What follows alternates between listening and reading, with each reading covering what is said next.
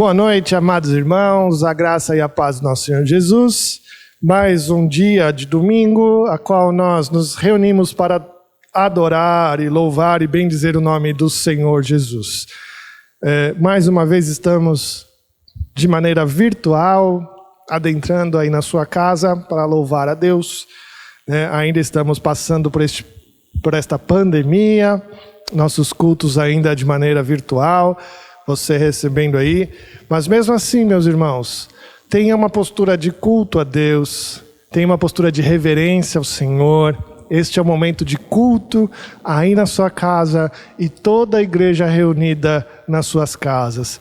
Não deixe se distrair por qualquer motivo, não deixe se distrair por qualquer ocasião.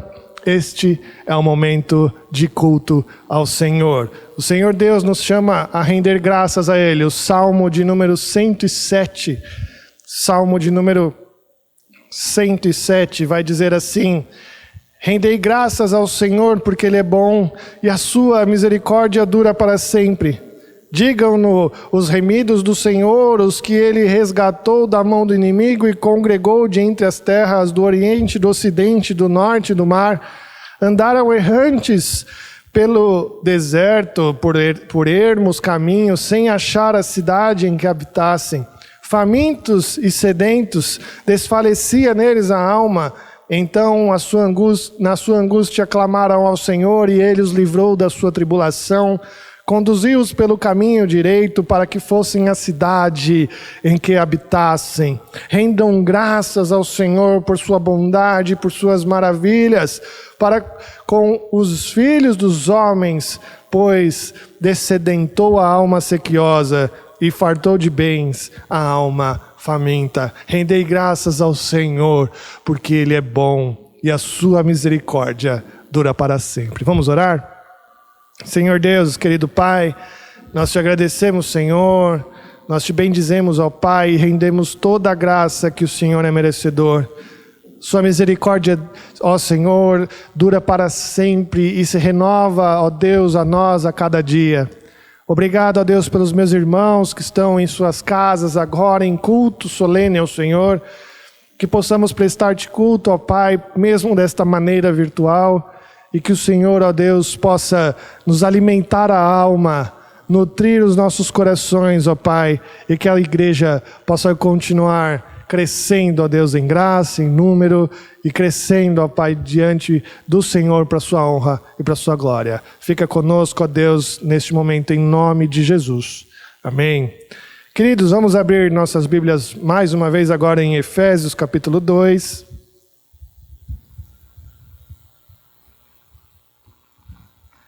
Efésios capítulo 2, versículos de 1 a 10. Abra a sua Bíblia comigo. Efésios capítulo 2, versículos de 1 a 10. Diz assim: Ele vos deu vida, estando vós mortos nos vossos delitos e pecados, nos quais andastes outrora, segundo o curso deste mundo, segundo o príncipe da potestade do ar, do espírito que agora atua nos filhos da desobediência, entre os quais também todos nós andamos outrora, segundo as inclinações da nossa carne, fazendo a vontade da carne e dos pensamentos, e éramos por natureza filhos da ira, como também os demais. Mas Deus, sendo rico em misericórdia, por causa do grande amor com que nos amou, e estando nós mortos em nossos delitos, nos deu vida juntamente com Cristo, pela graça sois salvos. E juntamente com Ele nos ressuscitou e nos fez assentar nos lugares celestiais em Cristo Jesus, para mostrar nos séculos vindouros a suprema riqueza da sua graça em bondade para conosco em Cristo Jesus. Porque pela graça sois salvos mediante a fé. E isto não vem de vós, é dom de Deus, não de obras, para que ninguém se glorie, pois somos feitura deles, criados em Cristo Jesus para boas obras, as quais Deus de antemão preparou para que andássemos nela. O Senhor Jesus nos amou de maneira tão grande que nos deu vida e vida em abundância. Nós estávamos perdidos em delitos e pecados. Perdidos estávamos diante do que a morte nos conduzia a fazer.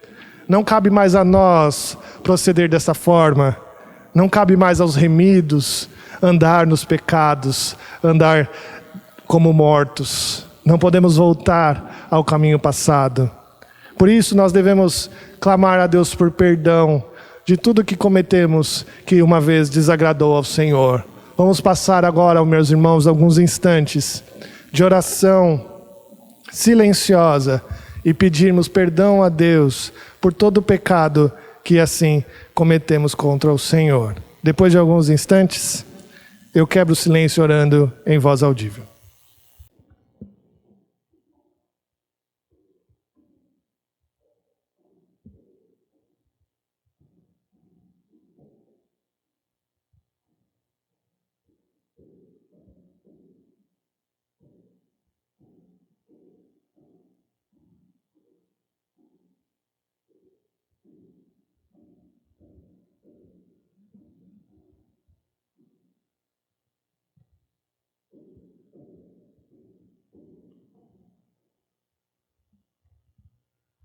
Oremos. Senhor Deus, querido e eterno Pai, nós te agradecemos, ó Deus, pelo tão grande amor com que um dia o Senhor nos amou.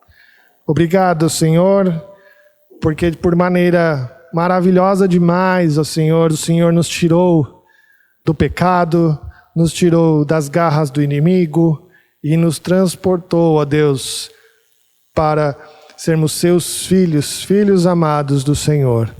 Perdoa, Senhor, se nós te desagradamos, ó Deus. Perdoa, ó Pai, se cometemos algum pecado contra o Senhor. Perdoa-nos, ó Deus, porque agora, como vivos, como filhos do Senhor, ó Pai, nós devemos caminhar no caminho que o Senhor preparou, no caminho de boas obras, no caminho de santidade e santificação. Ó Senhor, nós te agradecemos porque sabemos que as tuas misericórdias duram para sempre. E mesmo, ó Deus, diante dos nossos erros, vacilos, tropeções, o Senhor nos perdoa mais uma vez. Obrigado por isso, ó Deus, pela tua graça bendita. E que possamos, ó Deus, cada dia mais ficar mais e mais tristes, ó Deus, com os nossos pecados. E voltar logo para o Senhor, clamando por perdão, clamando por transformação. E que possamos nos distanciar cada dia mais do pecado que tanto te entristece, que tanto nos entristece também, ó Deus. Nós te agradecemos por isso em nome e por amor de Jesus. Amém, amém. Queridos, vamos cantar o hino agora 336, Transformação. Vamos cantar este hino juntos.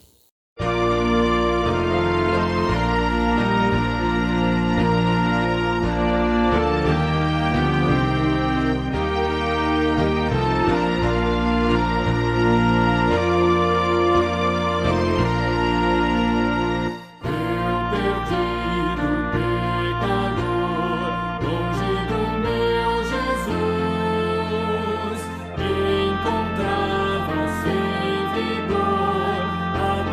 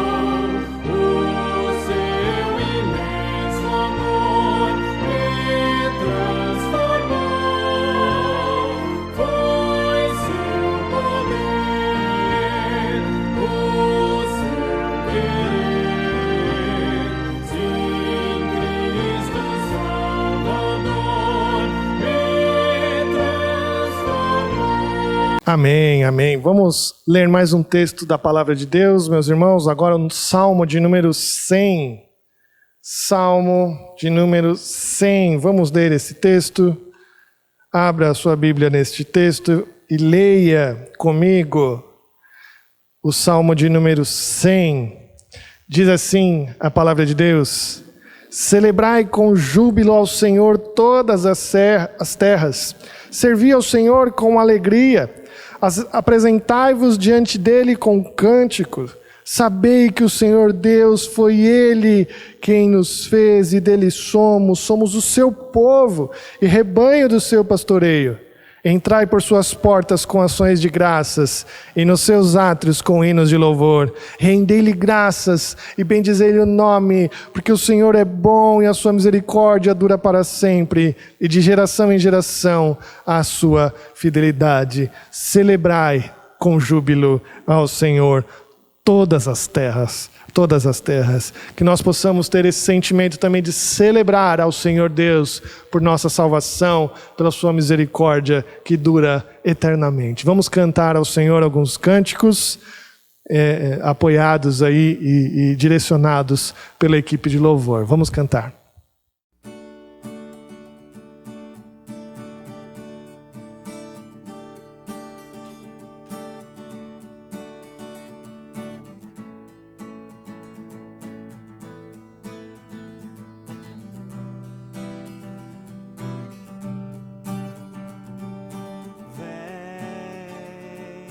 Esta é a hora da adoração.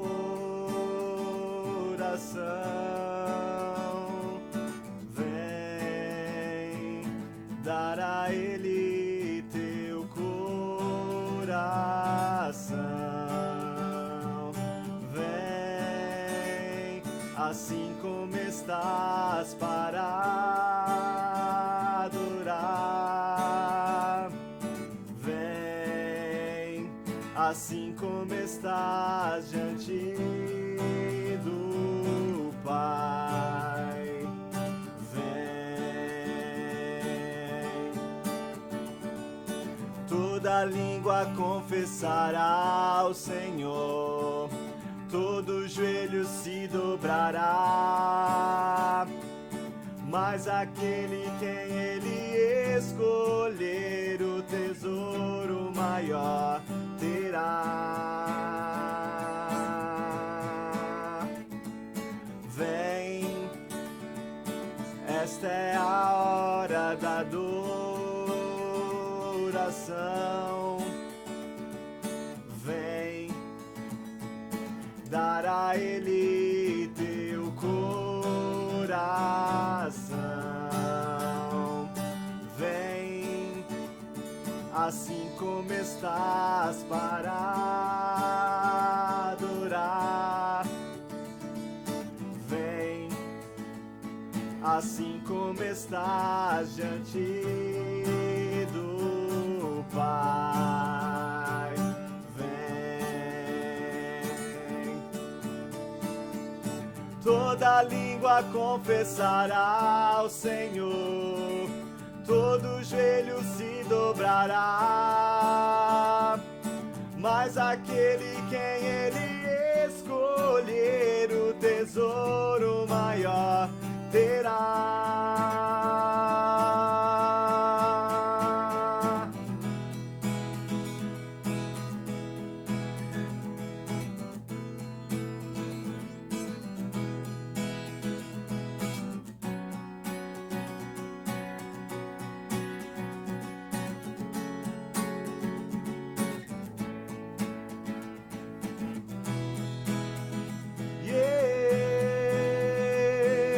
Toda língua confessará ao Senhor, todo joelho se dobrará, mas aquele quem Ele escolher, o tesouro maior terá. Toda língua confessará ao Senhor, todo joelho se dobrará,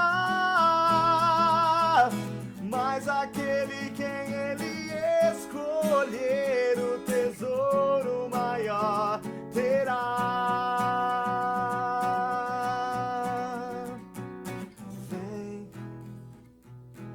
Essa é a hora da adoração.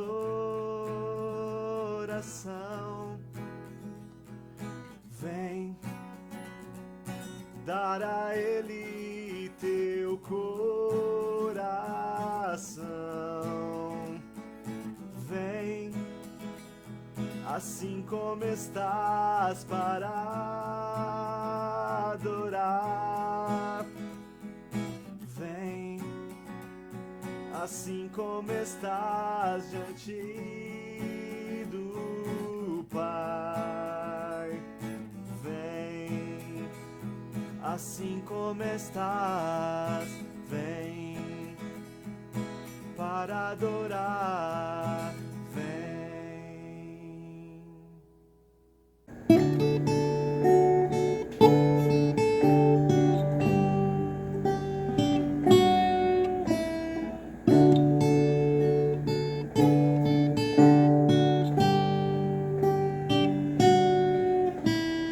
As misericórdias do Senhor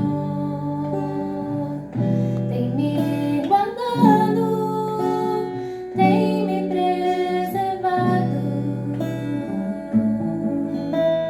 As misericórdias do Senhor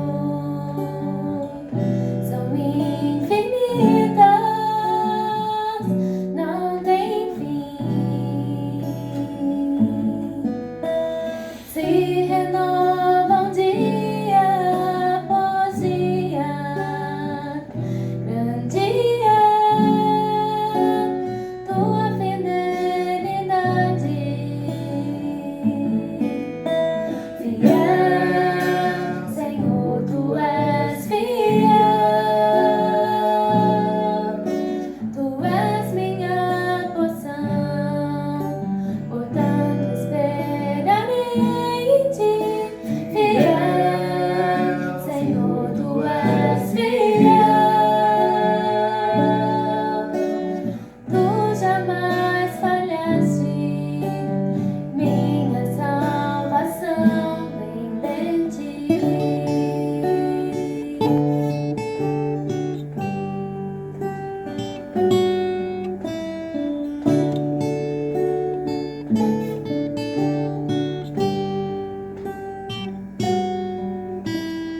As misericórdias do Senhor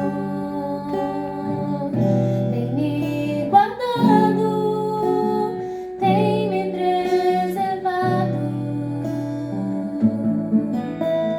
As misericórdias do Senhor são infinitas, não tem fim. Se renovam dia após dia, grande é tua fidelidade. Fiel, Senhor, tu és fiel, tu és minha porção, portanto esperarei em ti. Fiel, Senhor, tu és fiel, tu jamais falhaste, minha salvação vem de ti. Aleluia, aleluia, Minha salvação vem de ti. aleluia, aleluia. Minha salvação vem de ti.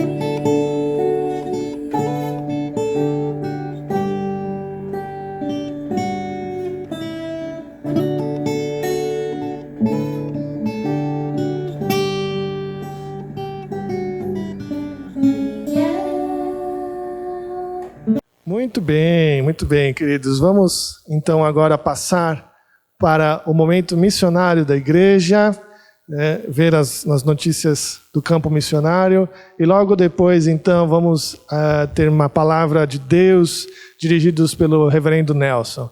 Tenham uma boa noite a todos, que Deus os abençoe, fiquem com Deus, até mais. Graça e paz, irmãos, vamos dar início a mais um Momento Missionário. Nessa semana, mais uma vez estivemos no Lar de Amparo ao Idoso no México 70, levando doações da nossa congregação. E na portelinha, estamos entregando os últimos cobertores e agasalhos. Das 22 famílias do projeto, conseguimos abençoar 15 com cobertores para todas as pessoas que moram na casa. Que Deus abençoe a todos os envolvidos nessa campanha. Louvamos a Deus pela vida dos nossos missionários em Guiné-Bissau. Por lá a igreja retornou e até agora existem apenas 1.339 casos de coronavírus, com apenas 8 mortes. Louvado seja Deus. Recebemos um pedido de oração urgente pela missionária Ronalda Nassacou, da APMT, no Senegal.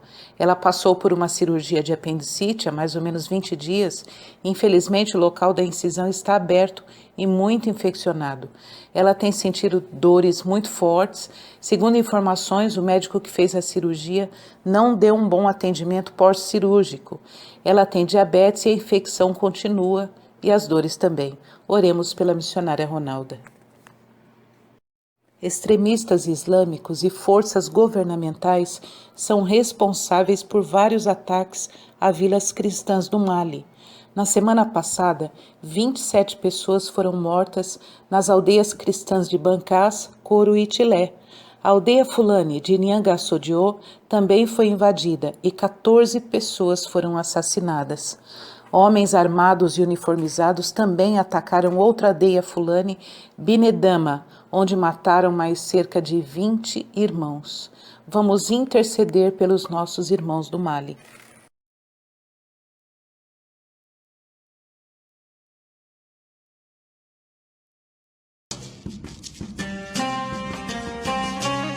Nos últimos anos, o hinduísmo extremista tem avançado no território indiano. Isso intensifica a perseguição contra cristãos, especialmente nas aldeias e comunidades rurais. Muitos enfrentam violência, são expulsos de casa ou detidos injustamente, colocando em risco o futuro da igreja nessa nação. Quando meus pais descobriram que eu fui para a igreja, meu pai me agrediu. E como ele e minha mãe me proibiram de comer em casa até de ir para casa, fui para a casa da minha tia. Minha mãe me trouxe de volta só para meu pai me agredir novamente. Ele jogou minhas roupas para fora de casa, minha Bíblia no barro e me expulsou novamente. Ore para que eu possa entender a Bíblia e ensinar os outros. Ore também pela salvação dos meus pais e dos meus irmãos.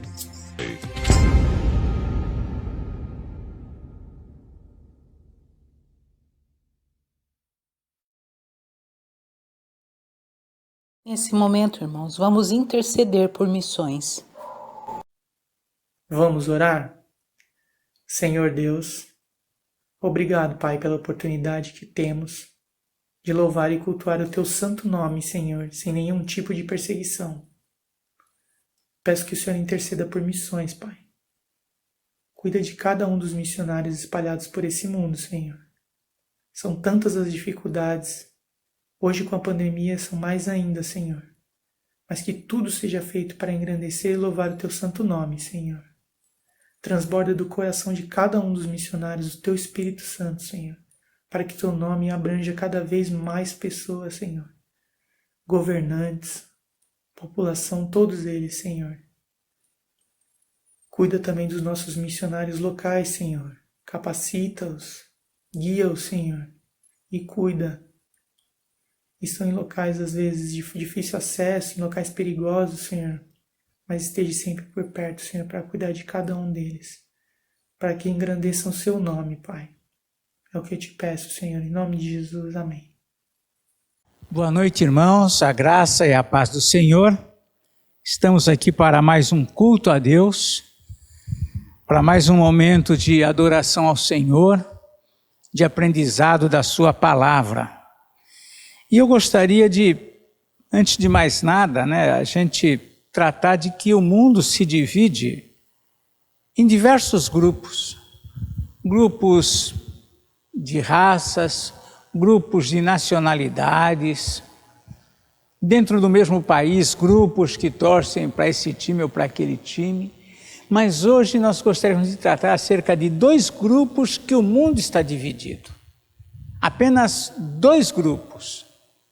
Aqueles que habitarão no céu com o Senhor e aqueles que não habitarão no céu. E para a gente falar sobre isso, sobre quem são esses que habitarão no céu, que características eles apresentam, eles podem manifestar, e para que enquanto isso nós avaliemos a nossa própria vida, nós vamos ler aqui um texto da palavra de Deus que se encontra no Evangelho de Lucas, capítulo 23, a partir do verso 39, um texto bastante conhecido nosso. Lucas aqui está relatando aquele momento que envolve os 2 malfeitores e Jesus. Então ele registra o seguinte aqui a partir do verso 39. Um dos malfeitores crucificados blasfemava contra ele, dizendo: não és tu o Cristo? Salva-te a ti mesmo e a nós também.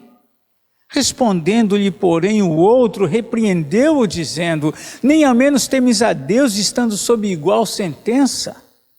Nós, na verdade, com justiça, porque recebemos o castigo que os nossos atos merecem. Mas este nenhum mal fez. E acrescentou: Jesus, lembra-te de mim quando vieres no teu reino.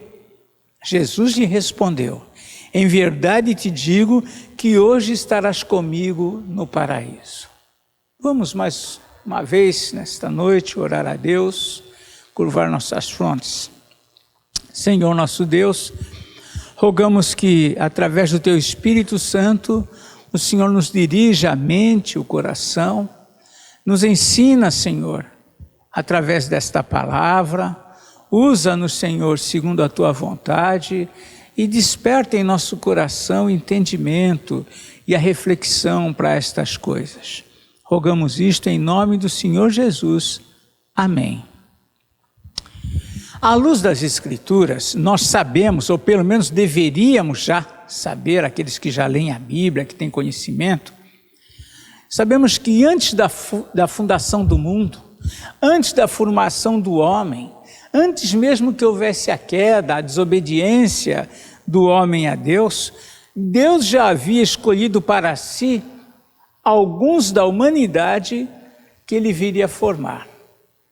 De toda a humanidade, de todos aqueles que nasceriam neste mundo, Deus escolheu um grupo para si, para habitar com ele no reino dos céus.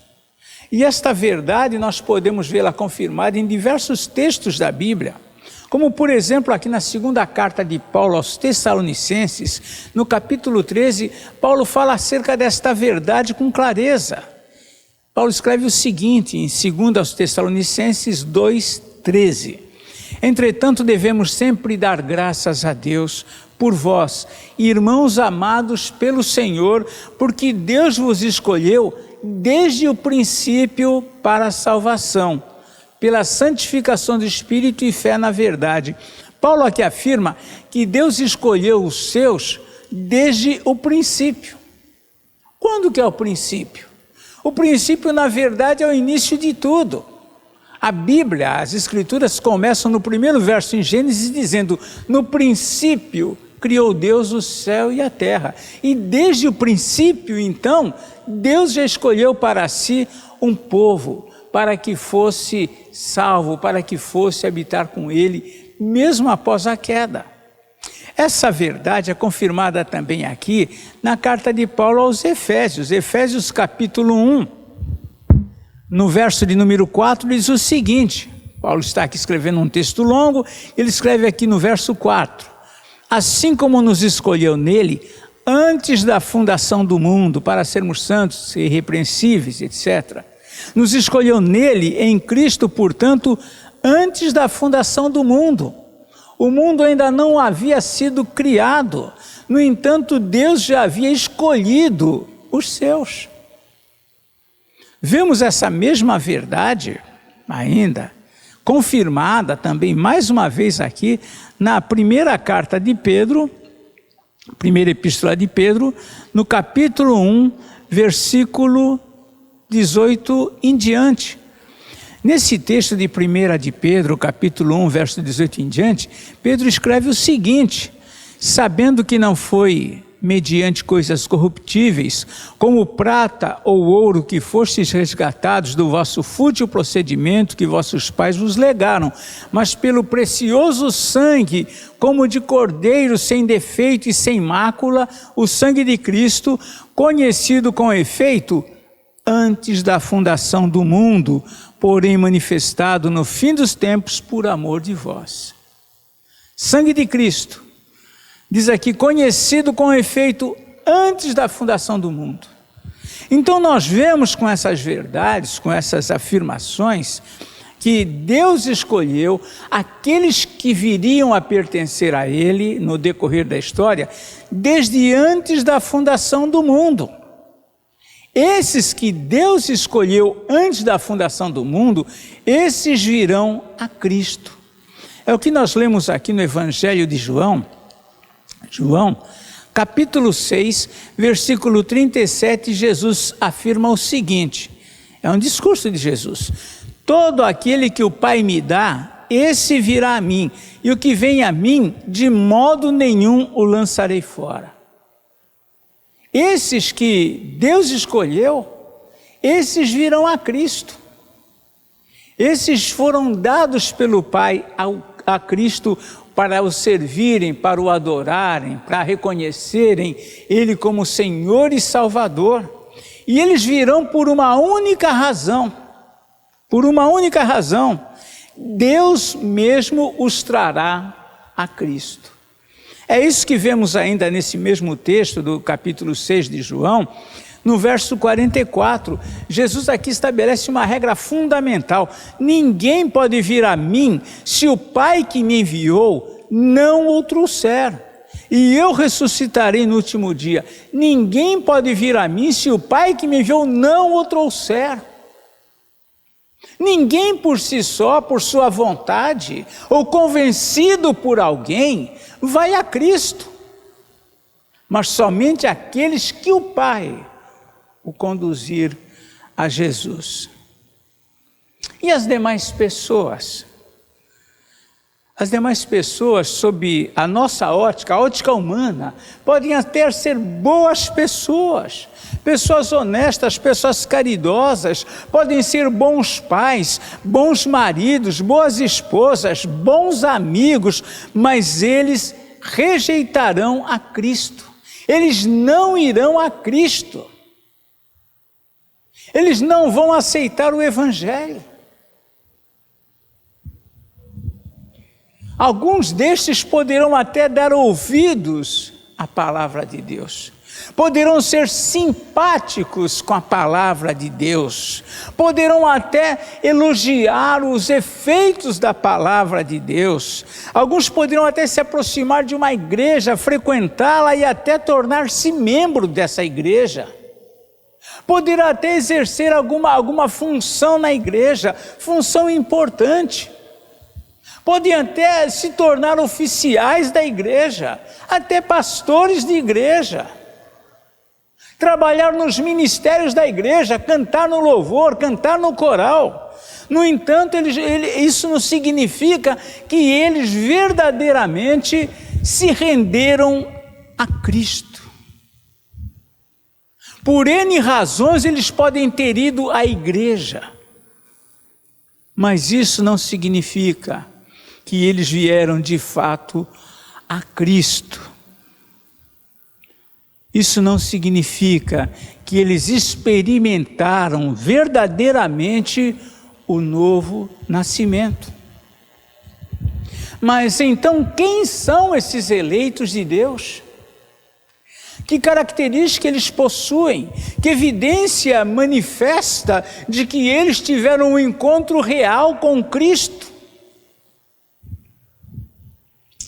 Quando nós meditamos nesse texto que foi lido, nós nos deparamos com alguns pontos muito importantes que nos ajudam a tratar questões desse tipo. A primeira verdade que esse relato nos ensina, quando nós olhamos aqui para um pecador que agiu diferente do outro. A primeira coisa que esse texto nos ensina é que os eleitos de Deus, que foram eleitos desde a fundação do mundo, eles são pecadores. Os eleitos são pecadores, porque essa é uma realidade de todo ser humano. Os escolhidos de Deus não são homens especiais, que não pecaram, que são repletos de virtudes, de bondade. Não! Os escolhidos de Deus são pecadores como qualquer outro pecador, não são diferentes. Nesse sentido. No caso dos malfeitores, essa condição fica clara com respeito a eles.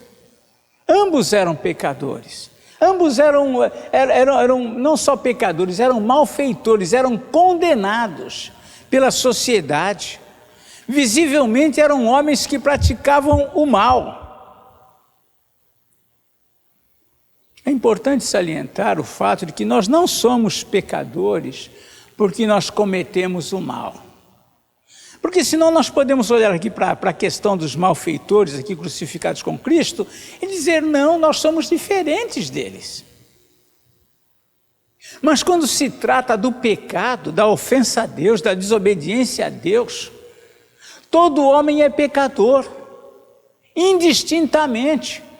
Não é por causa do mal que ele cometeu ou que ele deixou de cometer, mas simplesmente pelo fato de nós sermos descendentes de Adão e Eva. Isso por si só nos torna pecadores. Não há justo nenhum sequer, Paulo afirma lá em Romanos 3, não há justo nenhum sequer, todos pecaram, indistintamente. A criança ainda em formação no útero da mãe, ali é um pecador. Davi, quando escreve o Salmo 51, sob a inspiração do Senhor, sob a inspiração do Espírito Santo, ele escreve, eu nasci na iniquidade e em pecado me concebeu minha mãe. Desde a sua concepção, ele já era um pecador, porque era um descendente de Adão. É inevitável. É inevitável. Para muitos, o fato dos eleitos serem pecadores, isso já é algo por si só extraordinário, pois a maioria espera que os eleitos de Deus, esses que Deus escolheu desde a fundação do mundo, sejam homens que já desde o seu nascimento se mostrem pessoas perfeitas, virtuosas. É isso que a maioria espera. Os fariseus e escribas não entendiam, por exemplo, como Jesus podia comer junto com os pecadores. Isso fazia parte da cultura, da religião tradicional dos judeus. Os que se sentiam fiéis não comiam com pecadores, não sentavam com eles, não conversavam com eles, evitavam, desviavam-se.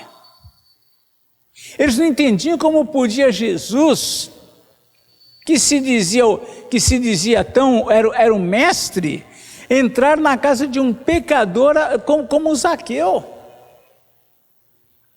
Mas Jesus mesmo afirma que ele veio ao mundo para salvar o perdido, para buscar os doentes, porque os sãos não precisam de médicos.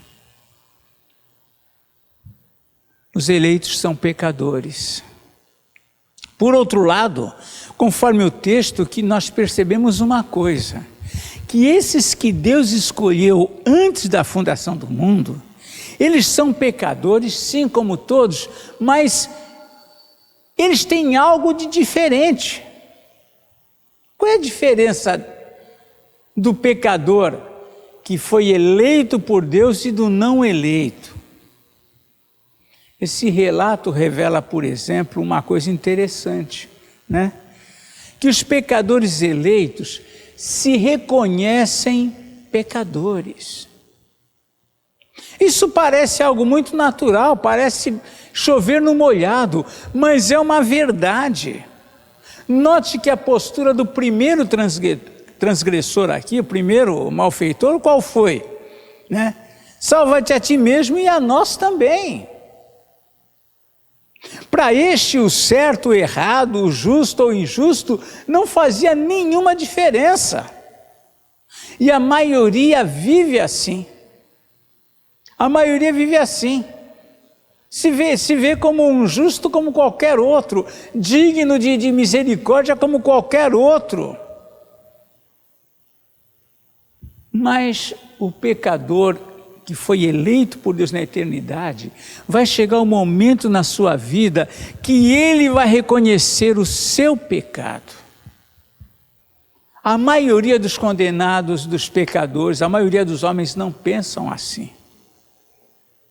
Será que os condenados da Lava Jato, que desviaram dinheiro, que muitos passaram necessidades e fome por causa deles, será que esses que têm desviado dinheiro desses hospitais que vinham sendo feitos, será que esses que desviaram dinheiro com a questão do Covid aí, com respeito aos respiradores, será que eles sentem alguma dor na consciência? Ou será que eles agem achando que aquilo era natural, que qualquer um que estivesse no lugar deles ia fazer o mesmo?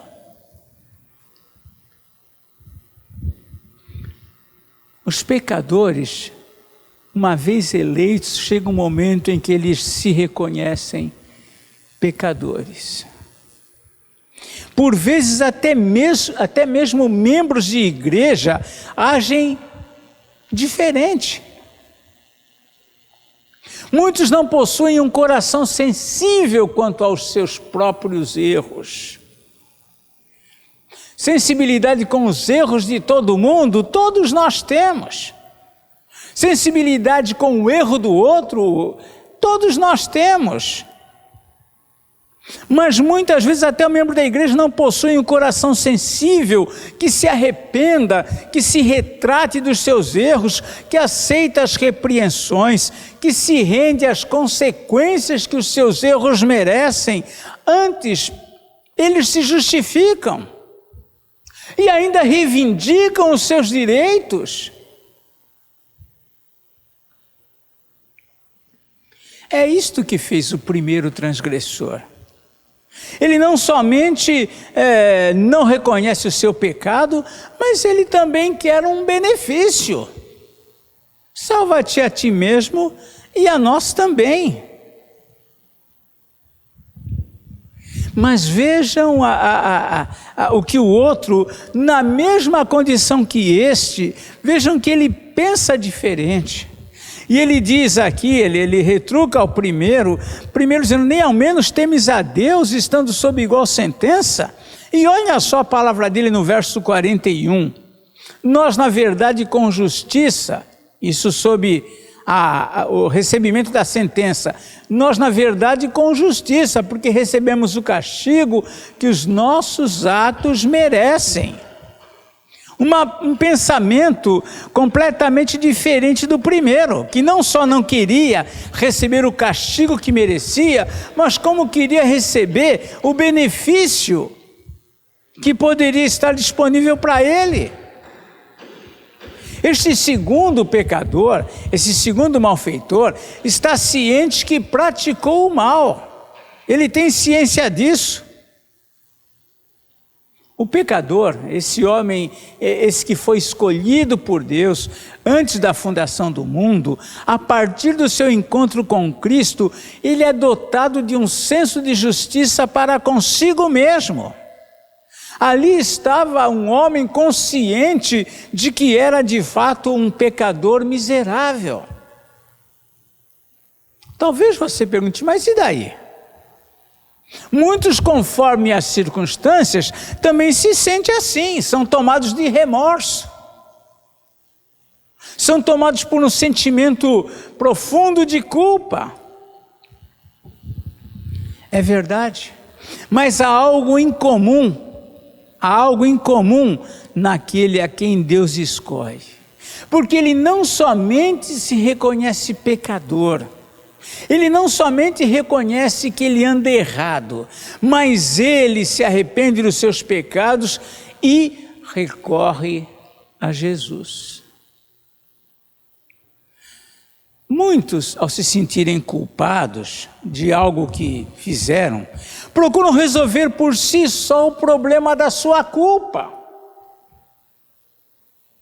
através de seus próprios meios. Dependendo da gravidade do que eles sentem por conta da culpa, eles procuram psicólogos, fazem diversas sessões para encontrar o alívio, para encontrar o descanso que a alma deles necessita. Tomam remédios, alguns por conta da sua consciência culpada, entregam-se às bebidas, às drogas e até ao suicídio, como foi o caso de Judas. Outros mais equilibrados não agem assim, mas também tentam resolver do seu próprio modo o sentimento de culpa ou a culpa que eles carregam. Então eles começam, como são mais equilibrados, eles não se dão a bebida, as drogas, mas eles começam a dar esmolas, eles começam a fazer caridade, eles começam a se oferecer como voluntários nos serviços sociais, eles procuram dar presentes, presentear aqueles a quem eles ofenderam, eles tentam compensar eles mesmos com respeito à culpa que carregam. Mas vejam que esse malfeitor arrependido, ciente de que era injusto e que praticara o mal, ele recorre a Jesus. E esta é uma atitude fundamental. Há pessoas que muitas vezes, mesmo orientadas em buscar a Jesus para tratar as suas tristezas, para tratar as suas mágoas, para tratar a sua dureza, para tratar o seu sofrimento, mesmo orientadas a buscar a Jesus, eles lutarão com sua própria consciência a vida toda, tentando resolver por si mesmas o problema do sentimento de culpa, mas não se renderão, não recorrerão a Jesus.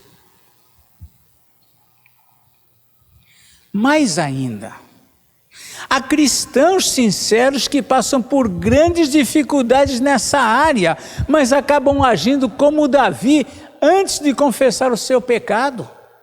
No Salmo 32, Davi relata a sua experiência. Ele diz que enquanto ele calou o pecado dele, enquanto talvez ele tentou resolver por si mesmo, enquanto não reconheceu a sua falta, ele diz que os seus ossos envelheceram. O seu vigor, a sua força se tornou em sequidão de estio, onde não há água, onde não há vida. Ele amorteceu por conta do sentimento de culpa que ele carregava. E infelizmente muitos cristãos ainda não renderam, ainda não descarregaram o seu fardo nos braços de Cristo.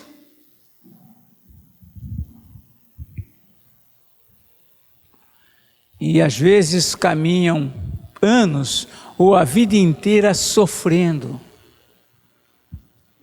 Nasceram de novo, creem em Jesus, mas ainda não entenderam a amplitude da graça, a grandeza do perdão que Jesus trouxe para as suas vidas. E muitos cristãos tentam ainda por seus próprios esforços resolverem o problema do seu pecado. Muitos continuam carregando os seus fardos de culpa, sem se dispor verdadeiramente a desfazer-se dele, como se isso fosse o seu karma, como se esse fosse o seu destino, como se esse fosse um propósito de Deus para a vida dele, ele carregar a vida inteira a consciência do pecado, fazendo disto uma penitência. Mas quando nós nos voltamos para esse homem, vemos que ele se sentia um miserável pecador. Vemos que ele reconheceu que ele de fato não andava com justiça, que ele de fato praticou o mal. E ele mesmo nessa condição, evidenciando que ele é um escolhido de Deus, o que ele faz? Vemos aqui no versículo 42, dentro desse entendimento de pecador, dessa condição, ele recorre a Jesus e acrescenta aqui no verso 42, Jesus, lembra-te de mim quando entrares no teu reino. Ele dirige uma palavra a Jesus, uma palavra simples, mas dita com um esforço que nós não conseguimos medir.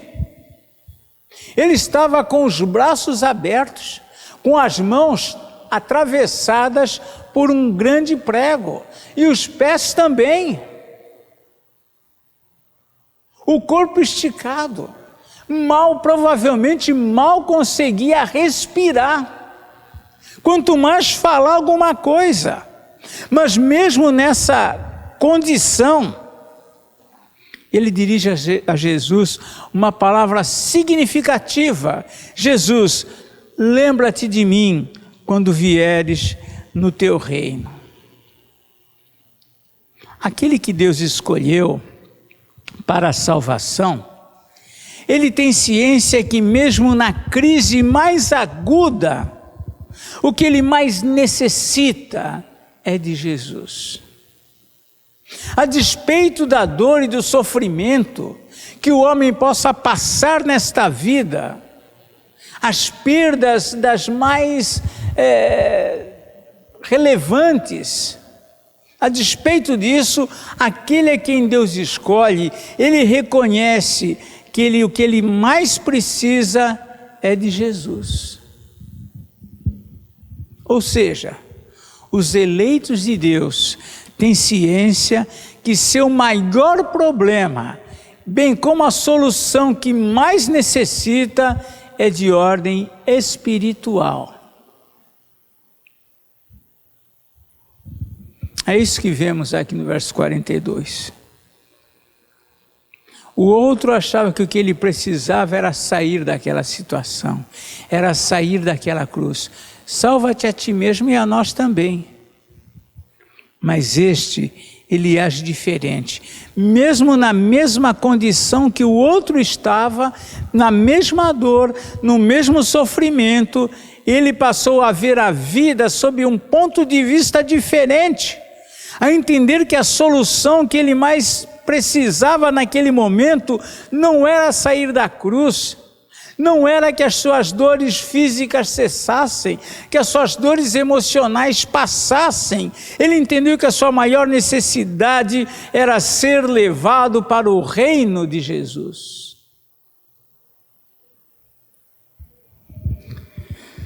É curioso porque muitos, na verdade, querem apenas sair da cruz. Muitos querem apenas ver as suas vidas consertadas. Muitos querem ver o seu lar restaurado. Muitos querem sair da condição de desemprego. Muitos querem sair da condição de dívidas que está vivendo. Muitos querem sair da condição de enfermidade, mas aquele que é um escolhido de Deus, ele sabe que a sua maior necessidade é Jesus. E isso significa que se ele tem Jesus, as demais coisas podem ser suportadas. O eleito de Deus reconhece que a sua maior necessidade é Jesus, que sua maior necessidade é poder, ao fim da sua vida, ir para o céu. E isso é algo que a gente precisa avaliar. O que é que eu mais desejo? O que é que eu mais sinto necessidade nessa vida? Talvez você possa enumerar muitas coisas que você tem em mente. Mas há algo fabuloso sobre os eleitos que nós ainda precisamos saber. que somente os eleitos, mesmo nesta vida, podem usufruir de uma certeza honesta, sincera e real, que quando partir estarão com Jesus no paraíso. Somente os eleitos podem ter esta certeza. É verdade que afirmar ou verbalizar, muitos podem dizer isso. Há muitos incrédulos que estão tranquilos porque eles dizem, não, mas eu nunca matei, eu nunca roubei, sempre fui honesto, não fiz mal para ninguém. Então eles se baseiam nisso para acreditarem que um dia estarão no reino dos céus. No entanto, somente os eleitos, aqueles que reconhecem o seu pecado, que recorrem a Jesus, que sabem que o que mais necessitam é da presença de Deus em sua vida. Somente os eleitos, mesmo nesta vida, podem usufruir da certeza real que quando partir estarão com Jesus no paraíso. Não há nenhuma soberba nisso. Não há nenhuma soberba em nós termos a certeza que vamos para o céu se nós nos reconhecemos pecadores e se nós cremos em Jesus. É Jesus mesmo quem nos assegura isso. Lá em João 6,37, que nós lemos, ele afirma que o que vem a ele, de modo nenhum será lançado fora. A sua salvação já está assegurada por ele. O mesmo afirma o versículo 44 de João 6. Ninguém pode vir a mim se o Pai que me viu não o trouxer, e eu o ressuscitarei no último dia. Já está segura a sua ressurreição para Cristo. No verso 47, Jesus, ainda nesse mesmo capítulo, Jesus mais uma vez afirma, em verdade vos digo, quem crê em mim tem a vida eterna. Afirmação de Jesus. Os eleitos, aqueles que creem em Jesus, que têm Jesus como seu Senhor e seu Salvador, como remidor dos seus pecados, esses podem assegurar nesta vida que tem de fato a certeza de que ao morrerem estarão com Cristo. E essa é a vontade de Deus para aqueles que creem. O apóstolo João, escrevendo aqui na sua primeira carta, capítulo 5, versículo 13, ele escreve o seguinte: a esses que creem, estas coisas vos escrevi, a fim de saberdes que tendes a vida eterna, a vós outros que credes em o nome do Filho de Deus. Observem que aquele homem, o ladrão, como é chamado, ou malfeitor, vejam que aquele homem ainda vivo, mesmo em circunstâncias críticas, pôde gozar a maior e mais excelente alegria desta vida. Ou seja, ter a certeza absoluta que ao morrer ele estaria com Jesus. É isso que nós vemos aqui. No versículo de número 43, quando Jesus lhe responde diante daquele pedido dele, Senhor, Jesus, lembra-te de mim quando vieres no teu reino. Jesus lhe respondeu, verso 43, em verdade te digo que hoje estarás comigo no paraíso.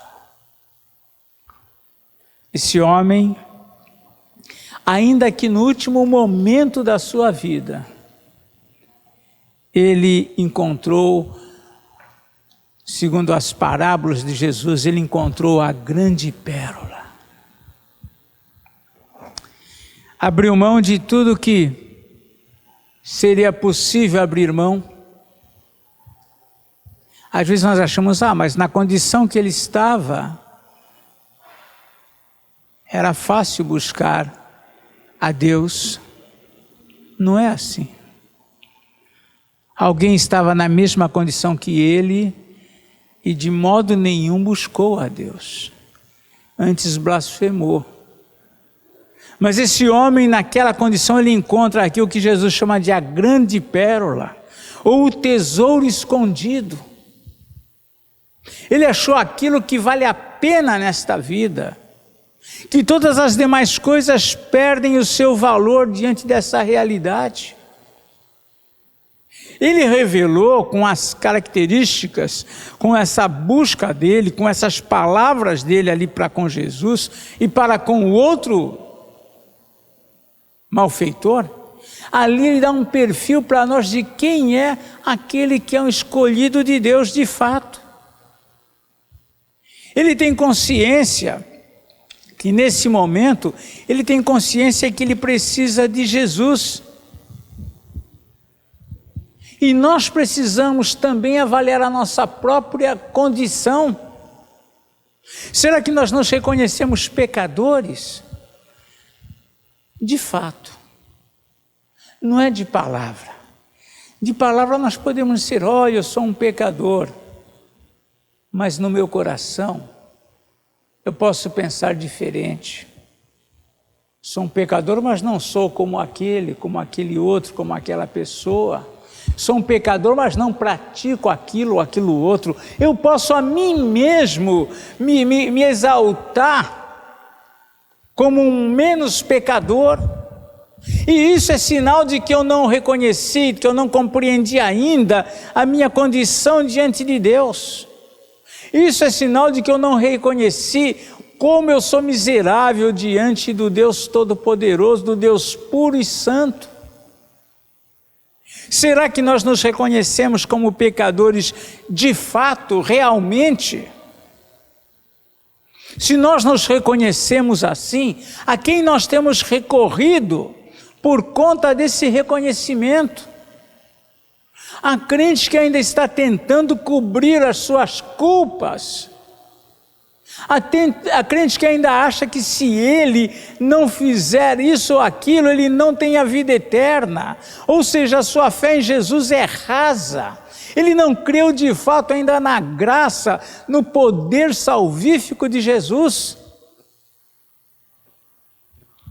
Ele ainda acha que depende dele, ou uma parte ele ainda tem para resolver com respeito aos seus pecados.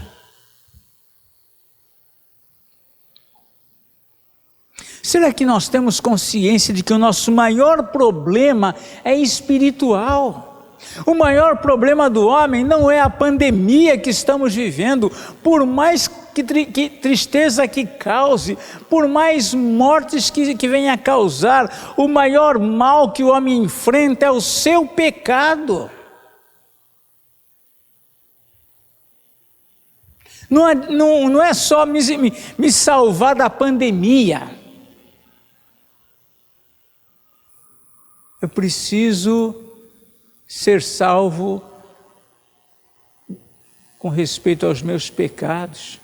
Eu preciso ser salvo com respeito à minha condição como descendente de Adão, pecador que eu sou, condenado por Deus, separado de Deus. Essa é a pior situação que o homem pode enfrentar.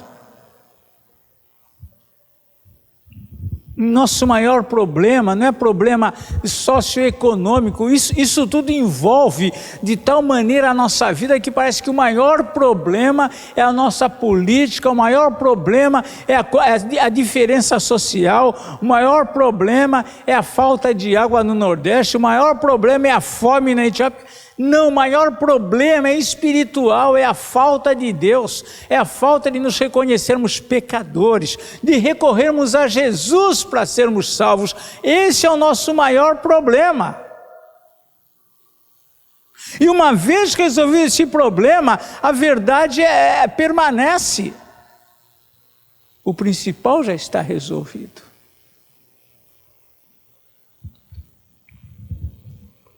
Precisamos também considerar, noutro aspecto aqui, será que nós temos certeza de que se nós partirmos também estaremos no paraíso? Essa certeza que Jesus dá aqui ao malfeitor aqui arrependido, é uma certeza que todo aquele que nele crê, que todo aquele que experimentou um novo nascimento, se arrependeu dos seus pecados e crê em Jesus, pode também ter. Por isso que João diz lá na primeira carta dele: essas coisas vos escrevi, a saber, a vós os que credes, que tendes a vida eterna. É certeza que nós podemos ter. Jesus requer isso de nós. Então, quando nós olhamos para a vida desse homem aqui, nós podemos ter um perfil do eleito. O eleito é pecador? É. Mas ele tem uma diferença como pecador. Ele se reconhece pecador. Há uma diferença nesse reconhecimento. Esse reconhecimento do eleito como pecador o move a buscar a Jesus. Muitos podem reconhecer seus erros. Encontramos aí pelas ruas, pela vida, muitas pessoas conscientes de que deixaram muitos erros lá atrás e carregam essa culpa, mas não recorrem a Jesus. Antes, pelo contrário, procuram elas mesmas resolver isso. Quando não se sentem coitadinhas, carregam fardos de culpa como se fosse uma penitência, mas não se aproximam daquele único que pode lhes dar a vida eterna, que tem o perdão de pecados para oferecer.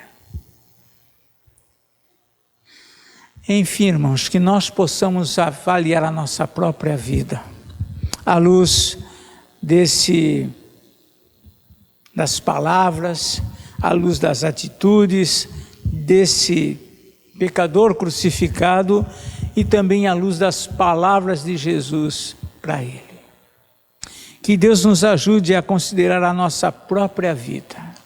Que nós não passemos pela vida sem chegarmos a esse entendimento. Que Deus nos ajude. Nosso desejo é que todos os que nos ouvem sejam salvos. Reconheçam seu pecado. Recorram a Jesus como Senhor e Salvador. Tenham consciência de que não há outro a quem possam recorrer, senão somente a Jesus. Que Deus os abençoe. Bem, irmãos, então, vamos cantar um cântico que aponta para essa verdade, né? Que há somente um lugar onde nós podemos ter, de fato, alegria, paz completa. Vamos acompanhar esse cântico e adorar o Senhor com ele.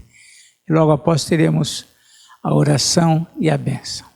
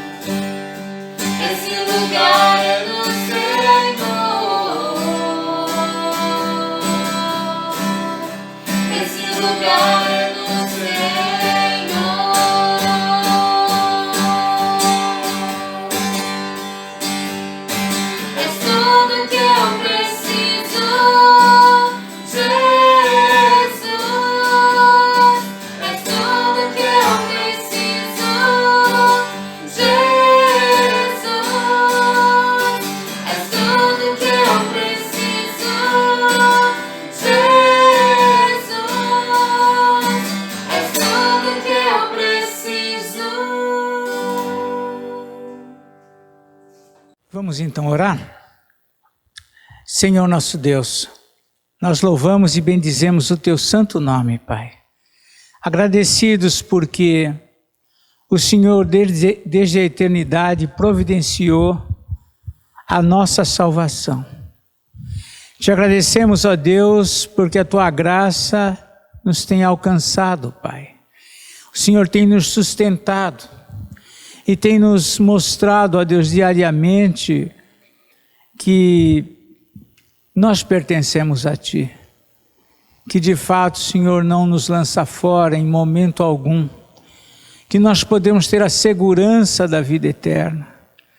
Te agradecemos porque assim como aquele malfeitor, nós também podemos, ó Deus, crer que um dia estaremos contigo no paraíso, no Teu reino. Louvamos e bendizemos o Teu santo nome. Abençoa-nos, ó Deus, nessa semana que inicia. Cuida dos nossos enfermos, Pai. Nos lembramos aqui do Calvino. Por favor, Senhor, faz uma obra na vida dele. Renova a sua saúde e o seu vigor. Cuida dele, de todos os seus, daqueles que estão sofrendo, ó Deus, nessa espera, nessa expectativa das suas melhoras. Cuida dele. Cuida dos demais enfermos da igreja, são diversos enfermos, Pai. Estende a Tua mão sobre cada um. Estende as Tuas mãos, Senhor, sobre o nosso país. Socorre-nos, ó Deus, desse quadro tão difícil que estamos vivendo. Que só o Senhor pode dar um rumo melhor à nossa nação. Fortalece os braços daqueles que querem o bem, Senhor. Enfraquece os braços daqueles que buscam o mal. Guarda-nos nesta semana, livra-nos de todo o mal, Senhor. Cuida do Teu povo com respeito a esta pandemia. Livra-nos, ó Deus. Livra-nos, ó Deus, do mal que este vírus pode causar. Guarda-nos contigo. É o que nós te rogamos em nome do Senhor Jesus. E agora, meus irmãos, que a bênção de Deus, o nosso Pai, que a sua graça, que as suas maravilhas se manifestadas em Cristo Jesus, o nosso Senhor, bem como as consolações do Espírito Santo, se derramem sobre cada um de vós, não somente hoje, mas para todo sempre. Amém.